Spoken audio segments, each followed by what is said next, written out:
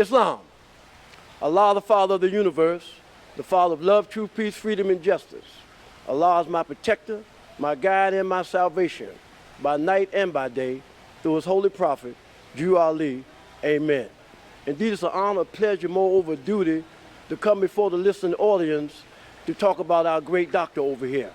Last night, he come in town, and he's supposed to be teaching at a high school. But because of his truths, that a lot of people are diametrically opposed to, we had to have the meeting at the Nation of Islam.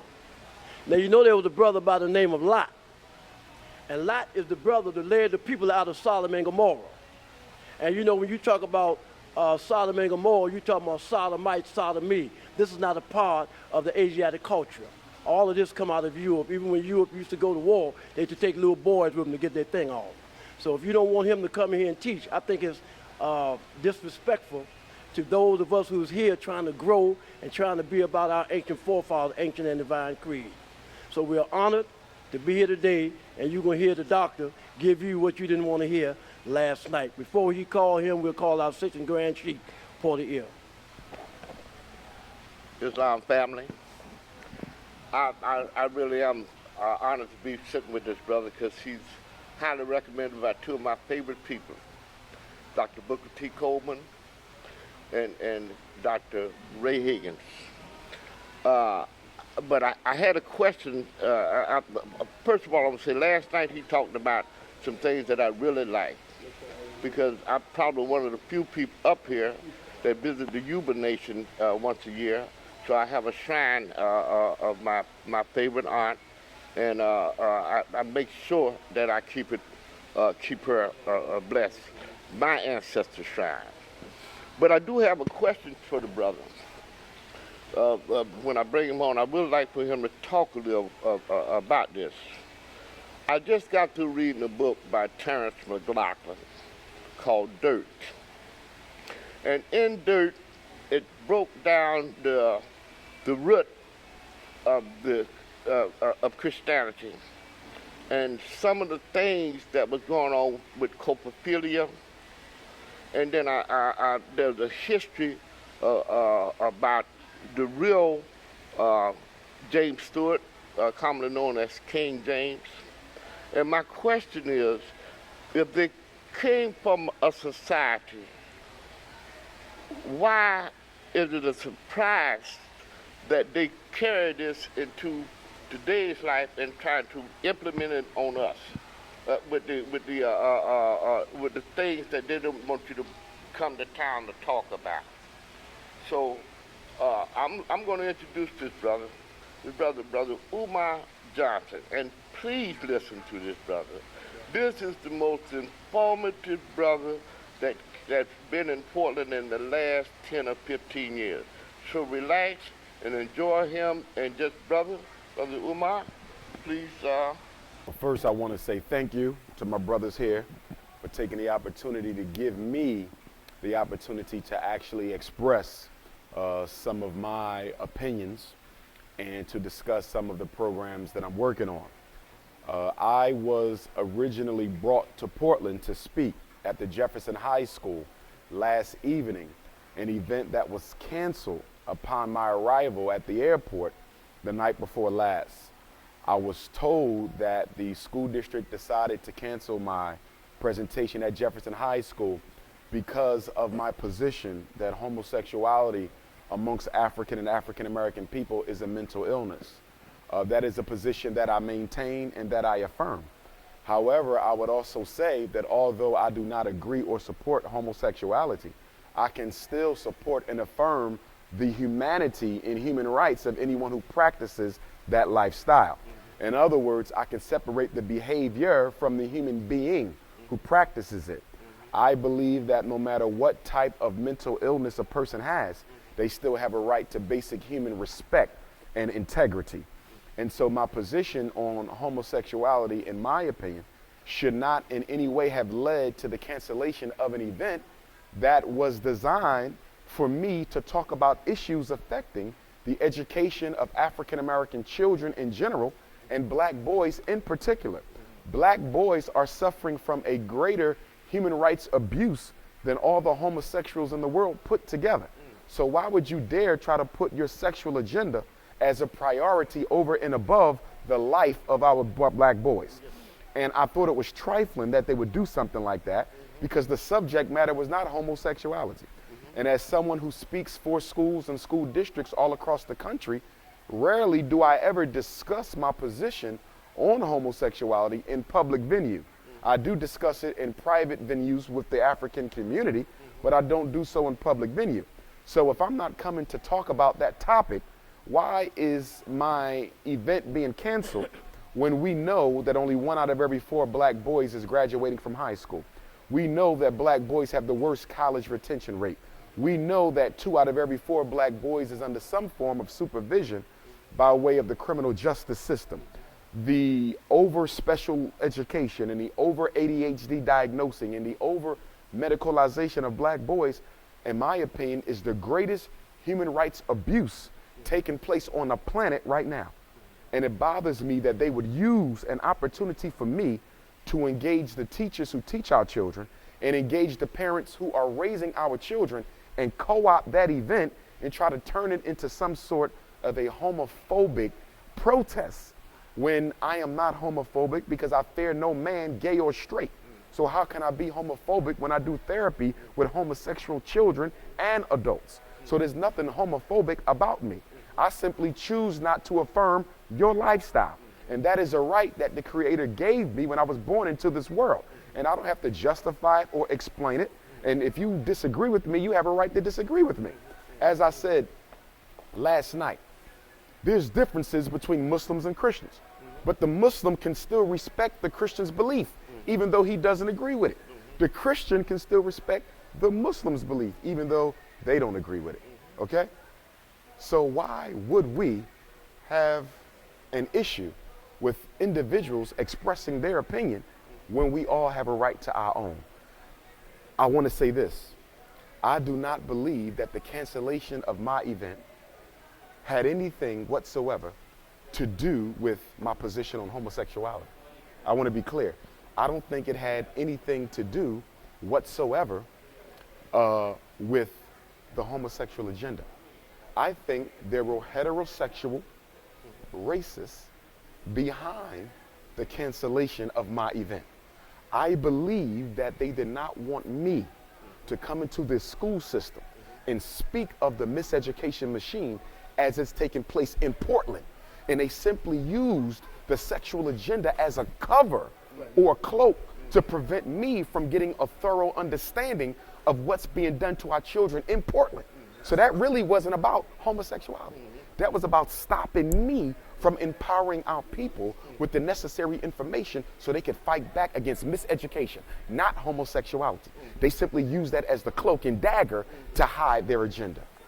This goes right in line with that pipeline. Yes. The pipeline from school. Would you talk a little bit on that? Yes, Talk indeed. a little bit on that Yes, for me, indeed. please.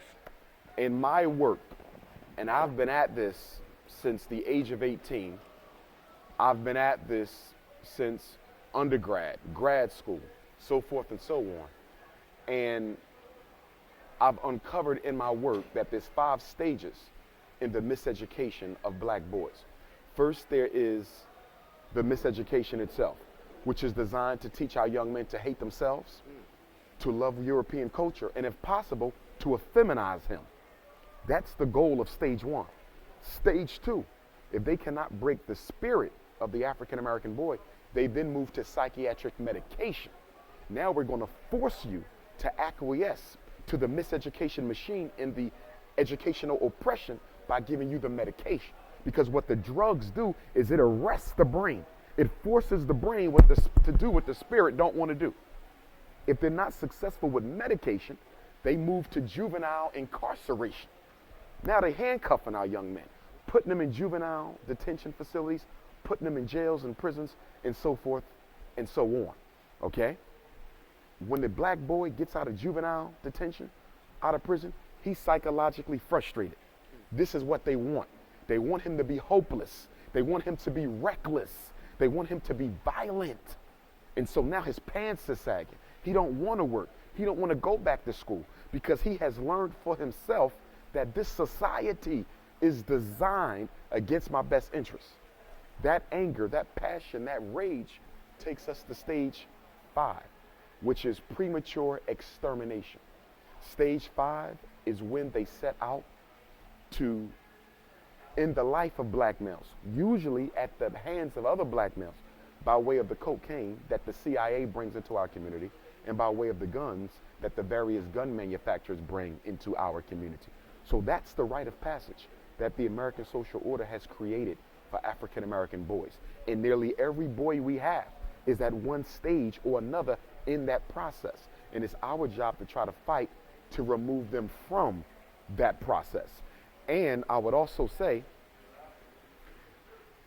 that the only way we're going to stop the miseducation machine or psychoacademic holocaust is to build our own schools. So this way our boys don't have to be subject to the miseducation, psychiatric medication, juvenile incarceration, subsequent frustration, and then physical extermination. Some of the concepts that you and the things that you was talking about last night, these are some of the things that we come in here in Portland, try to bring forth. Yes, sir. And whatever you're trying to do, see, because I fear on the God. Yes, sir. And it is not but 4% of us here. Yes, sir. And 96% of Europeans. Yes. They have Europeans riding around on bicycles naked. Okay. They got on the train the other day in their underwear. Okay. And I think it's disrespect to the Afro-American people. We call them Moorish, but I say Afro-American people, yes, because our forefathers is Jesus, Abraham, Moses. This is our forefathers. Yes, sir. And when I went back to Lot, white turned back and turned to a pillar of salt. And when you talk about sodomite, that's homosexuality. Right. And if any of our brothers deal with homosexuality, that's not their understanding. That's the concept of the Europeans. Exactly. It's a propagated experience. Because the whole world was called Asia one time. And when the whole world was called Asia, you had things done as Asiatics. Yes, sir. And that's so rough, brother. It's rough here. And the one thing I would say to that is this. When we talk about the sexual agenda, what we're really talking about is cultural imperialism. No culture has a right to dictate to another how to eat, how to live, how to worship, how to practice, how to build family. If you support that way of life, that's the right of your culture. But you don't have a right to come into my culture and tell me how I must live or what I must accept. See, our issue is not with how Europeans choose to live and date. That's not our issue. Our issue is about governing our own house, our own community. We have certain rules that we have lived by for millions of years. You don't come after millions of years and tell me that I have to engage in something that has always been considered taboo amongst my ancestors. See, people have to respect other people's cultural paradigms. You see, there's certain things that we stand on as Asiatic, as African, as Moorish people, as indigenous folk. That's our paradigm. You have your European paradigm. You have your Arab paradigm. You have your East Indian paradigm. You have your Asian paradigm. And you have a right to it. But don't come and tell me that I am wrong because I'm standing on a paradigm that disagrees with your behavioral practices. Yes, sir. Now, I need you to do something for me because last night, Portland did not get a chance to hear you. Okay. Only a few of us, and that was because the Nation of Islam opened up the door because they shut you down.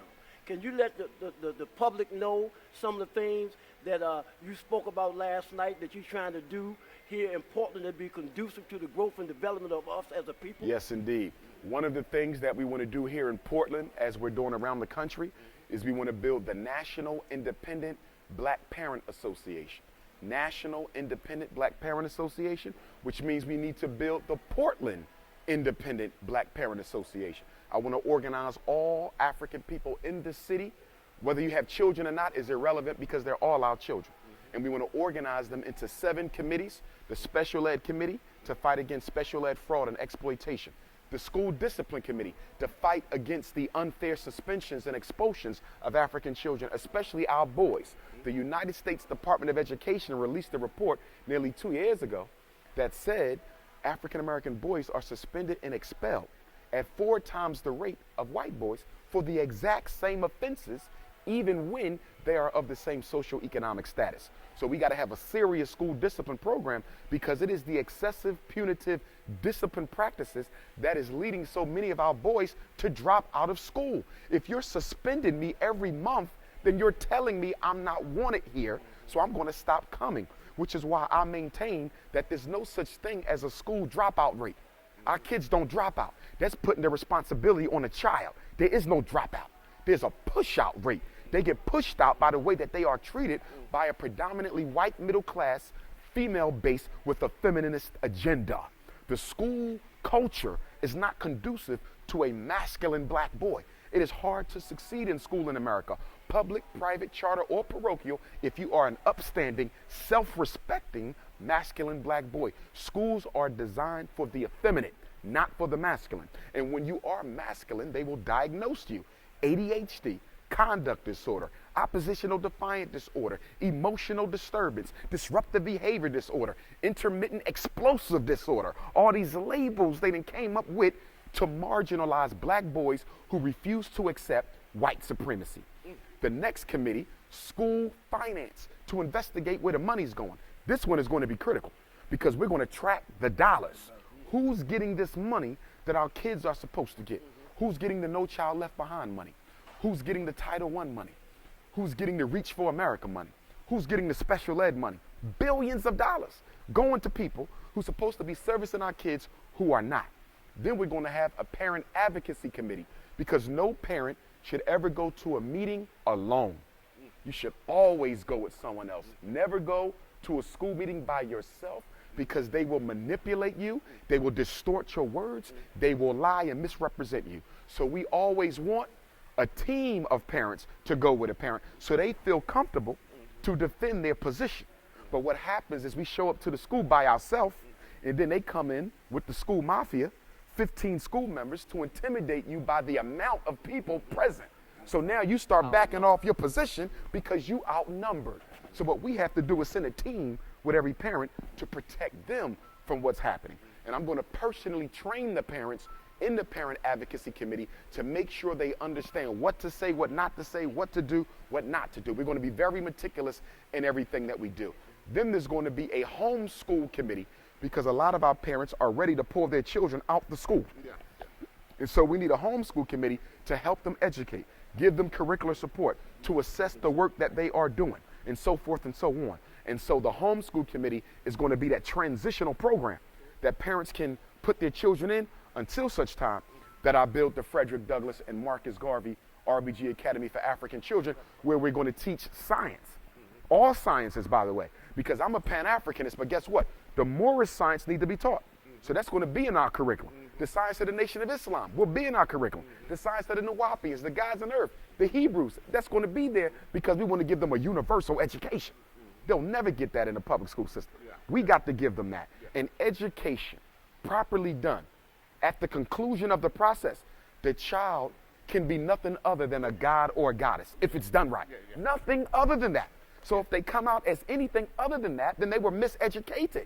Because there's no way you can say you were properly educated and you are not able to function politically or economically in a way that is conducive to your own society. European education is designed to make sure we fail.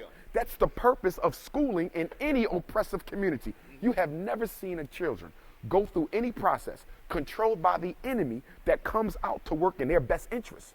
So you have a curriculum for control, and you have an instruction for insubordination.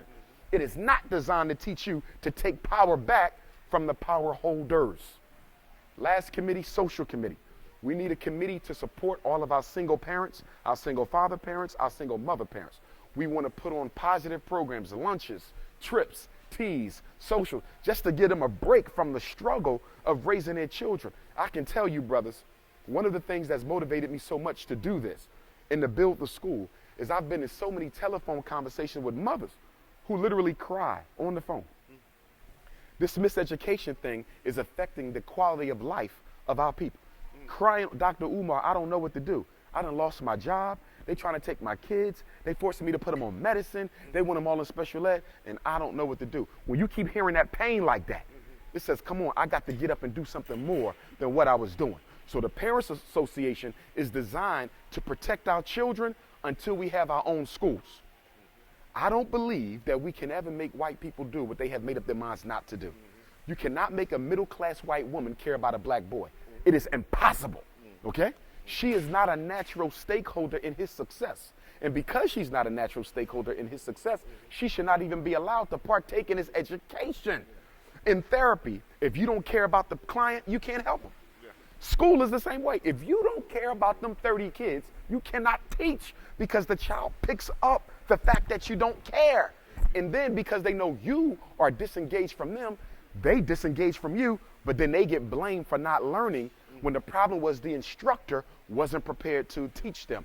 The number one predictor of success in the classroom is not how much money the schools get, how much money the teachers make, whether the child grew up poor, whether he got a teenage mother. That has nothing to do with classroom success. The number one predictor, and this is their research, not mine, theirs. The number one predictor of success in the class is the teacher's belief in the child. Nothing else. Nothing else. So don't tell me they're not learning because you need more money. Don't tell me they're not learning because the books are too old. Don't tell me they're not learning because the school buildings are too, no. They're not learning because them teachers who you hired to teach them could care less if they did. Islam, Dr. Johnson. So what I'm hearing you say is there's a myth that there's learning disabilities. Really what we see in the effect of what's going on with our children is teaching disabilities. Yes. And there's a psychological and say psychosocial system here that is designed to allow or to suppress our children's learning. And in that event, it sounds like you have a system that is set up that if we properly engage and take what you set out, that we can start to regain and uplift our children. Yes, without And that question. sounds like the root here is it's not the parents, it's the children that helps affect what's going on in our society. Without question. And I would add to that this.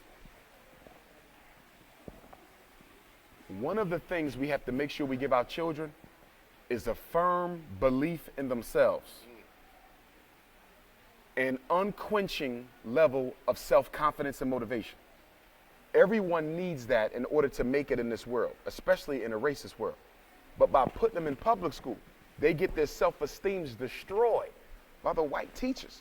So by the time they done with school, even with a diploma, psychologically they destroyed, because they've been conditioned over 12 years to believe that they were not capable of anything.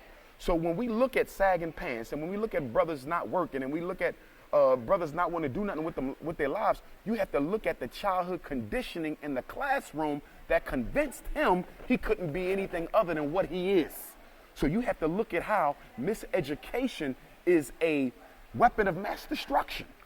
It's a weapon of mass destruction that's destroying the psychological health of black boys, and then turns around and then locks them up after you set them up to go to jail. So you got this school to prison pipeline, okay, where the school is actually a part of the prison system. It's not separate. It prepares you for prison. Remember now, if a black boy can't read by the time he finishes the 4th grade, he's not likely to learn, even if he stays in school. By the time he graduates, what kind of a system, if I can't read by the time I finish the 5th, I still got 6th grade, 7th, 8th, 9th, 10th, 11th, and 12th. But the research says, if I can't read when I finish the 5th, I'm not likely to be taught for them other 7 years. What kind of system is that? That could push a child through for 7 and not make sure he's literate. But they count on that, because the average reading level of a black male inmate in America is 3rd grade. The average reading level of a black male inmate in America is the 3rd grade. That means that they ain't been taught a day past 3rd.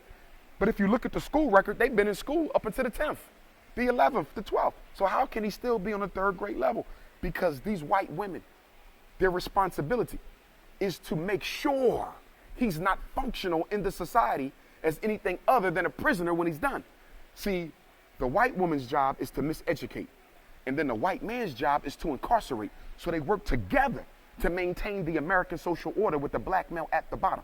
The school is nothing more than the waiting room for the jail. That's all it is.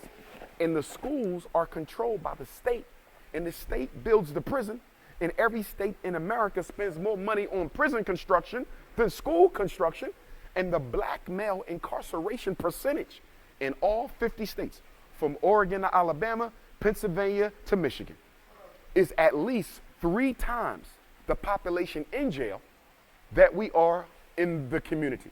For example, in Pennsylvania, black people are 10% of the population, but we are 50% of the inmates. That is true for each of the 50 states. So you have 50 states, every single one. The black male population in jail is at least 3 times higher than it is out, and in some states is as great as 20 times higher. And you mean to tell me that there's no deliberate design to this?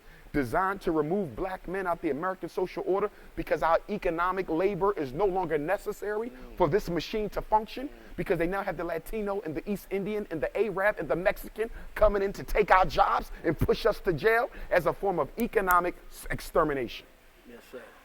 My brother, can you talk about the relationship between brother and sister and child? Because last night you talked about that strongly. The first institution in the community is the family. If the family doesn't work, then nothing else will. So we have to make sure that that relationship between a black man and a black woman is so tight that the American social order can't come in and divide us and use us against each other, because that's exactly what they've been doing. The whole welfare system is designed to replace the black man with the system as the black woman's husband. So the man ain't there, but the judge is your husband. The social worker is your husband. The man who gives out the welfare check, he's your husband. The man who gives you the Section 8 housing, he's your husband. So what they've done in America is they've created a situation where the black woman doesn't need the black man for nothing. Even if she wants your money, she doesn't have to ask you. She can go and have the white man dig in your pockets and take it for her.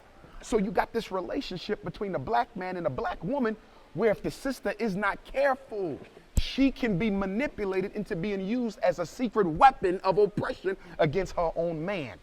We are the only men whose women do not have to come and consult with us before they do anything else. This is a direct outgrowth of slavery, and it was engineered. That's why in America, black women make more money than black men. That's not true for no other group. Black women have more education than black men. That's not true for any other group. We're not faulting our sisters or knocking them in no way. And I want my sisters to understand that. We're just analyzing this system, this structure that's been created that empowers the sister, disempowers the man, and now convinces her that he's worthless and she don't need him and she'll be better off without him. The sisters have to understand that what's being done to black men isn't being done by black men. It's being done by the invisible hand of white supremacy. But a lot of our women can't see this onslaught. And as a result of that, they buy into the mindset that says the reason you fail and I succeed is because I am more concerned about my future than you are. And nothing could be further from the truth. And the black man has to make sure we don't blame the black woman for her excess education or income. Let's use that strategically. If she's making the money, so be it. Pass that money off to us so we can build the institutions. It's not automatically a problem that you make more money than me. It's not automatically a problem that you have more education than me if we can still work together. But if you buy into the mindset of the dominant society as to the reasons why you're doing better than me, then it becomes a problem when you ingest the white supremacy Kool-Aid and start believing in the mythology of the black man based on his white supremacy. One of the secret weapons in this quiet ball is what they're doing with the food that they're Can you talk on that a little bit? Yes, indeed. The Food and Drug Administration is a criminal operation. The Food and Drug Administration is responsible for determining which medicines and which foods are healthy for human consumption, drugs and food. And in America, there's a thin line between a drug and a food because a lot of the chemicals in food are drugs. So there's really no fine line there. But what they've done over the years is that they have manipulated the definition of what's considered natural, raw, and organic to the point now that you can buy something that has a 100% organic label on the bag, but yet 40% of the contents of that product are not organic, are toxic, and are poison. So they're using the definitions. And what is the definition of power? It's the ability to do what? Define reality and make the victims accept it. This is organic. You buy into it, you accept it. This is freedom. You buy into it, you accept it. This is normal, healthy behavior. You buy into it, you accept it. We have to come up with our own definitions. You never accept the definitions of reality that the enemy gives you, because any definition he gives you is designed to confuse you to your reality. See, confusion is the weapon of oppression. If I can get you to not understand what's happening, you will stand still until you find out. So you keep confusion going. That's exactly why the CIA brought drugs into the community back in the 60s and 70s to neutralize the black power struggle. They say if we disorganize the community, if we confuse it, they won't have time to fight us. They'll be too busy fighting each other. You see? For example, there's research out there that shows some of the black organizations in our community, these not-for-profits, 501s, not all of them, but some of them, were set up by the FBI to disrupt progressive organizational activities. So when you look in Portland, you probably got a handful of organizations getting funding who were set up by the FBI, and their job is to disrupt anything progressive. We got to recognize half the books written are written by the FBI. Half the magazines written are written by the FBI. Let me give you an example. We all know who David Duke is. Yeah. Former Grand Wizard of the KKK, at least in the Southern Division. Do you know that David Duke used to write books on black power under the pen name of, I think it was Muhammad X? Yes, he used to write black power books under the pen name of Muhammad X. Why? Because if I teach you how to deal with me, I can always overcome you because I gave you the strategy. Military science, they are masters of it, and that's why they rule. They're not in charge because they're smarter. They're not in charge because they were birthed by God to rule us. They're in charge because they have mastered psychological science and political science. Would you say also as an indicator that nutrition or food plays in to some of the learning and the ailments that's facing the community? Very important.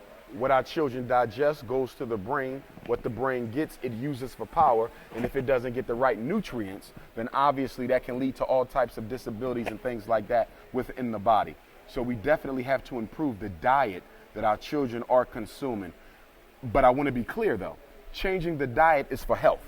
It's not going to stop the miseducation machine. A lot of people are under the influence that if you gave every black boy a vegan diet, that would stop the ADHD. No, because he's not being diagnosed with ADHD because he got a problem. He's being diagnosed with ADHD because she don't want to teach him.